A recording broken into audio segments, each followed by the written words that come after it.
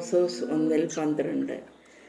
അവൻ അദൃശ്യനായ ദൈവത്തിൻ്റെ പ്രതിരൂപവും എല്ലാ സൃഷ്ടികൾക്കും മുമ്പുള്ള ആദ്യജാതനുമാണ്.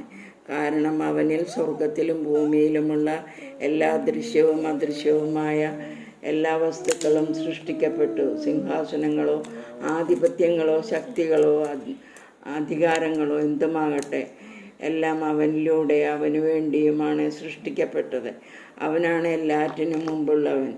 അവനിൽ സമസ്തവും സ്ഥിതി ചെയ്യുന്നു. അവൻ സഭയാകുന്ന ശരീരത്തിൻ്റെ ശിരസ്സാണ്. അവൻ എല്ലാറ്റിൻ്റെയും ആരംഭവും മരിച്ചവരിൽ നിന്നുള്ള ആദ്യജാതനുമാണ്. ഇങ്ങനെ എല്ലാ കാര്യങ്ങളിലും അവൻ പ്രഥമസ്ഥാനീയനായി.